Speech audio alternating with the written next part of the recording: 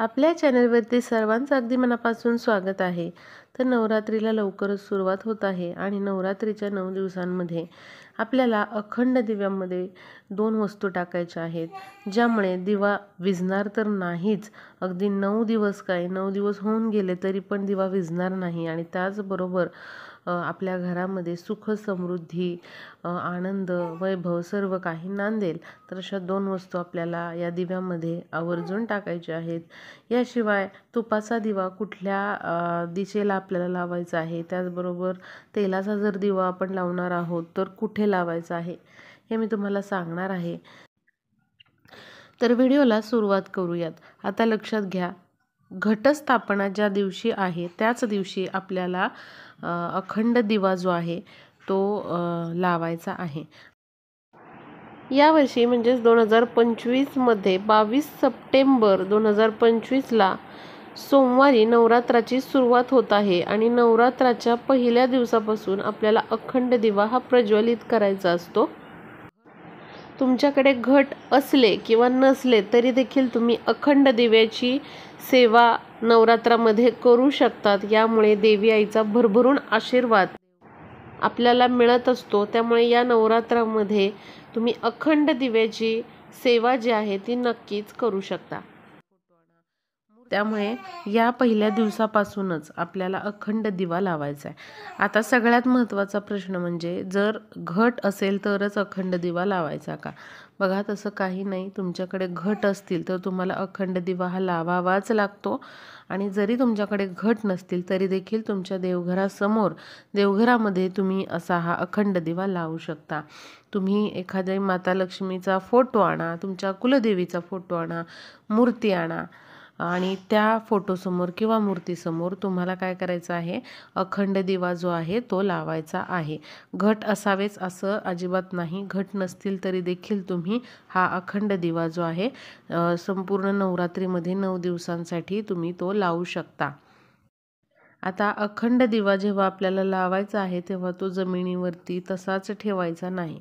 तर एक डिश घ्या, स्टीलची डिश घ्या, त्यावरती तांदळाने अष्टदल कमळ काढा। अष्टदल कमळ तुम्हाला येत नसेल तर फक्त साधं स्वस्तिक काढा, त्यावरती हळद कुंकू वाहा आणि त्यावरती दिवा ठेवायचा आहे।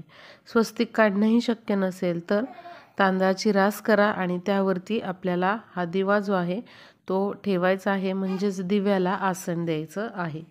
आणि अखंड दिवाच नाही, कुठलाही दिवा तुम्ही लावत असाल देवघरामध्ये जो आपण नेहमी रोज दिवा लावतो तो लावत असताना देखील तुम्हाला खाली तांदळाचं आसन द्यायचं आहे दिव्याला। कुठलाच दिवा आसन न देता ठेवायचा नाही, त्याखाली फुलांचं म्हणजे फुलांच्या पाकळ्या, तांदूळ, गहू यांचं आसन आपल्याला द्यायचं आहे। आता बघा, नवरात्रीमध्ये कुलदेवीचा फोटो किंवा माता लक्ष्मीचा फोटो, मूर्ती असेल तरच आपण अखंड दिवा लावू शकतो का? तर तसंही नाही। तुम्ही अगदी श्रद्धेने ही सेवा करा, अखंड दिवा लावा तरीही चालेल। कारण बघा, फोटो किंवा मूर्तीच असावी असं काही नाही। आपली कुलदेवी माता लक्ष्मी ही आपल्या देवघरामध्ये, आपल्या घरामध्ये वास तिचा असतोच असतो। त्यामुळे फोटो असावे किंवा मूर्ती असावी असं काही नाही। असेल तुमच्याकडे, जर छान नसेल तर तुम्ही या नवरात्रीमध्ये तुमच्या कुलदेवीचा फोटो किंवा मग मूर्ती माता लक्ष्मीची घेऊ शकता। आता बघा, अखंड दिवा म्हणजे तो 9 दिवस विझला नाही पाहिजे। तर बघा, जर तुम्हाला घरामध्ये राहणं 9 दिवस शक्य नसेल तर तुम्ही अखंड दिवा जो आहे तर तसा लावू नका किंवा काही बोलू नका की मी अखंड दिवा लावणार आहे वगैरे, असं काही बोलू नका। जर तुम्हाला शक्य नाही होणार आहे 9 दिवस घरामध्ये थांबणं किंवा अखंड दिवा प्रज्वलित ठेवणं जर शक्य नसेल तर तसं काही बोलू नका। फक्त तुम्ही दिवा जो आहे तो सकाळ संध्याकाळ देवघरामध्ये लावायचा आहे। तुम्ही समजा जॉबला जाताय, तुम्हाला ते शक्य नाही तर काय करा, फक्त दिवा जो आहे तो सकाळी संध्याकाळी तुम्हाला देवघरामध्ये प्रज्वलित करायचा आहे। पण अखंड दिवा लावलेला आहे आणि तुम्ही तो सोडून 2-2 दिवस 3-3 दिवस बाहेर जाताय, तुम्हाला शक्य होत नाही आहे किंवा अचानक तुम्हाला जावं लागतंय, तर मात्र तुम्ही अखंड दिवा लावू नका। फक्त सकाळ संध्याकाळ दिवा तुम्ही देवघरासमोर लावू शकता। आता अखंड दिवा लावायचा असेल तर कुठल्या धातूचा तो घ्यावा। तर बघा, तुम्ही हा दिवा जो आहे तो पितळेचा घेऊ शकता किंवा चांदीचा घेऊ शकता किंवा मग मातीची पणती मोठ्या साईजची तुम्ही घेऊ शकता, काहीही हरकत नाही. तर कुठल्याही धातूचा दिवा किंवा पणती तुम्ही घेऊ शकता.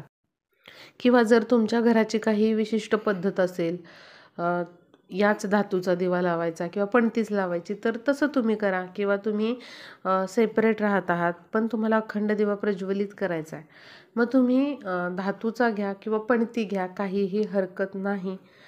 किंवा तुम्हाला फक्त पितळेचा वापरायचा आहे, चांदीचा वापरायचा आहे, तर तो तुम्ही वापरू शकता, काहीच त्याला अडचण नाही. तुम्ही कुठल्याही धातूचा वापरा दिवा किंवा पणती वापरली तरीही चालेल. बघा, वस्तू काय वापरता हे महत्त्वाचं नाही, तुमच्या मनामध्ये किती श्रद्धा आहे, तुम्ही किती भक्तिभावाने सेवा करत आहात हे खूप महत्त्वाचं आहे.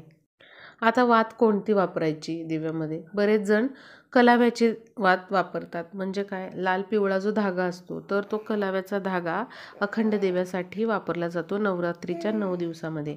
काहींकडे कापसाची वात असते. तर ज्याप्रमाणे तुमची पद्धत असेल त्याप्रमाणे तुम्ही ही वात वापरायची आहे. कलाव्याची वात वापरायची जर पूर्वापारपासून तुमच्या घरामध्ये पद्धत असेल तर तुम्ही कलाव्याचीच वात वापरा. पण जर कापसाची वात वापरत असतील तर तुम्ही कापसाचीच वापरा. जशी पद्धत आलेली आहे तसं तुम्ही करू शकता. आता बघा, दिवा विझू नये यासाठी आपल्याला काय काळजी घ्यायची आहे? 9 दिवसांसाठी अखंड दिवा जर लावायचा असेल तुम्हाला, तर वात जी आहे ती बऱ्यापैकी मोठीच करायची आहे. 9 दिवस आपला दिवा जो आहे तो राहिला पाहिजे, तो विझला नाही पाहिजे. त्यासाठी वात ही मोठी करा, छोटी करू नका. आणि बघा, हा जो दिवा आहे यामध्ये तुम्ही तूप वापरू शकता किंवा तेल वापरू शकता. पण पहिल्या दिवशी समजा तुम्ही तुपाचा दिवा लावणार असाल अखंड दिव्यासाठी, तर तुम्ही तूपच वापरा. 9 दिवस तूपच वापरायचं. पहिल्या दिवशी जर तुम्ही तेलाचा दिवा लावणार असाल, तसं ठरवलेलं आहे तुम्ही, तर तेलाचाच दिवा वापरा. तूप वापरणार असाल तर देशी गाईचं तूपच वापरा दिव्यासाठी. कारण नवरात्रीची आपण ही सेवा करतोय अखंड दिव्याची, त्यामुळे देशी गाईचं तूप वापरा. तेल वापरणार असाल तर तुम्ही तिळाचं तेल वापरा. किंवा शक्य नसेल तर मग जे तुम्ही देवघरामध्ये जे तेल वापरता ते वापरू शकता. पण शक्यतो तिळाचं तेल किंवा तूप वापरणार असाल तर देशी गाईचं तूप, या दोनपैकीच वापरा. तिळाचं तेल यासाठी विकत आणा तुम्ही. आणि तेलाचा दिवा लावणार असाल तर तिळाच्या तेलाचा लावा, आणि तुपाचा लावणार असाल तर देशी गाईचं तूप वापरा. आता दिव्याची वात जी आहे ती कुठे करायची? तुम्ही पूर्वेला वात करू शकता, पश्चिमेला करू शकता, उत्तरेला करू शकता. फक्त दक्षिण दिशा सोडून आपल्याला ही जी वात आहे दिव्याची, अखंड दिव्याची, ती करायची आहे. कारण सर्वांना माहिती आहे दक्षिण दिशा जी आहे ती यमाची दिशा आहे, देवांची दिशा नाही. त्यामुळे तुम्ही पूर्व, पश्चिम, उत्तर कुठेही करू शकता. फक्त दक्षिण दिशा सोडून आपल्याला वात करायची आहे. किंवा मग तुम्ही असा दिवा वापरा मधल्या वातेचा, म्हणजे दिव्याची वात ही ब्रह्मांडाकडे असते, वर असते, त्यामुळे कुठल्याच दिशेचा प्रश्न येत नाही. तसा दिवा तुम्ही वापरू शकता, काहीच हरकत नाही. आता बघा, दिवा म्हणजे तुपाचा दिवा कुठे लावायचा आणि तेलाचा दिवा कुठे लावायचा हे मी तुम्हाला सांगते. तर बघा, तुपाचा दिवा लावायचा असेल तर तो आपल्या डाव्या हाताला लावायचा, आणि तेलाचा जर दिवा लावायचा असेल तर तो आपल्या उजव्या हाताला लावायचा, हे लक्षात घ्या.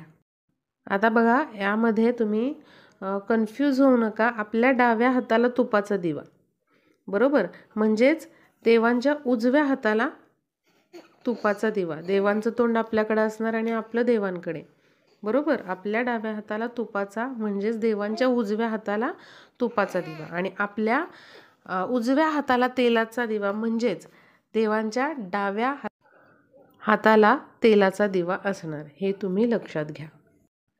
आता बघा, काही कारणाने समजा अखंड दिवा विझला तर कुठल्याच प्रकारचं टेन्शन किंवा कुठल्याच प्रकारची शंका अजिबात मनामध्ये घ्यायची नाही. बघा, कधी कधी काय होतं, वाऱ्यामुळे दिवा विझतो, हे सगळं नॅचरल आहे. आपण त्यामध्ये काहीच चूक करत नाही, आपण स्वतः विझवलेला नाही आहे.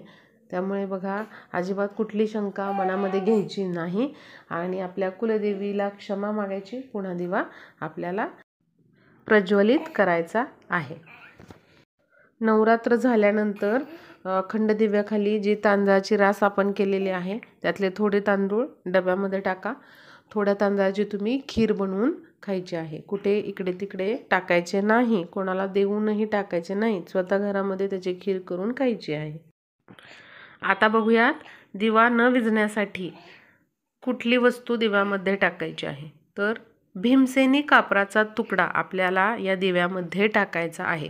तुम्ही रोज एक कापराची वडी टाकली तरी चालेल, भीमसेनी कापराची. यामुळे काय होतं, कापरामुळे ऑक्सिजनचा पुरवठा दिव्याला होतो आणि दिवा जो आहे तो अजिबात विझत नाही. त्यामुळे भीमसेनी कापराची तुम्ही डबी आणून ठेवा. साध्या कापरापेक्षा भीमसेनी कापूर वापरलेला कधीही उत्तम. या नवरात्रीसाठी तो तुम्ही आणून ठेवा. आणि दुसरी जी वस्तू आहे ती म्हणजे देवीला, आपल्या कुलदेवीला माता लक्ष्मीला प्रिय असलेली अशी वस्तू आहे ती म्हणजे लवंग. एक लवंग जे आहे ते तुम्ही अवश्य या दिव्यामध्ये टाका. लवंग टाकताना लवंगेला चांगलं फूल असावं. तुटलेली लवंग वापरात आलेली नका वापरू. लवंगाचं एक पॅकेट पण तुम्ही नवरात्रीच्या आधी आणून ठेवायचे. आणि बघा, लवंग टाकल्यानंतर त्यामध्ये आपल्याला अगदी चिमूटभर, अगदी थोडीशी हळद टाकायची आहे. तर आवर्जून या वस्तू तुम्ही दिव्यामध्ये टाका. यामुळे काय होतं, तर भगवान विष्णूंचा आशीर्वाद, माता लक्ष्मीचा आशीर्वाद आपल्याला प्राप्त होतो. आपल्या कुलदेवीची कृपा आपल्यावर राहते. कारण जेव्हा आपण दिव्यामध्ये हळद टाकतो तेव्हा आपला गुरुग्रह जो आहे तो बलवान होतो. आपल्या आर्थिक समस्या सगळ्या दूर होतात. दारिद्र्य हे आपलं दूर होतं. जे लवंग आपण टाकतोय याच्या सुवासामुळे आपली कुलदेवी माता लक्ष्मी आपल्यावर प्रसन्न होतात, आपल्या घराकडे आकर्षित होतात. आणि कापराचा तुकडा टाकल्यामुळे आपल्या घरामध्ये सात्विक वातावरण निर्माण होतं, सकारात्मक ऊर्जा वाढीस लागते. आणि त्याचबरोबर मी आधी सांगितलं, दिव्याला ऑक्सिजनचा पुरवठा होतो आणि दिवा हा तेवत राहतो. स्त्रियांना जर मासिक धर्म आला, पिरियड्स आले, तर घरातील तुम्ही इतर कोणाकडूनही ही सेवा करून घ्या. दिव्यामध्ये तेल टाकून घ्या. किंवा घरात कोण नसेल तर शेजारी पाजारी जे असतात तुमच्या मैत्रिणी, त्यांना तुम्ही सांगा. सुतक असेल, विटाळ असेल, तर बघा आपल्याला हे सगळं जे आहे ते शेजारी जे आहेत तुमचे त्यांच्याकडून करून घ्यायचं आहे. कारण सुतक, विटाळ जो असतो तो घरातील सर्वांनाच असतो. त्यामुळे शेजारील जे आहेत त्यांच्याकडून आपल्याला हे करून घ्यायचं. तर अशा प्रकारे सगळ्या प्रश्नांची उत्तरं मी देण्याचा प्रयत्न केलेला आहे. व्हिडिओला जास्तीत जास्त शेअर करा, म्हणजे बऱ्याच जणांना या व्हिडिओचा यूज होईल.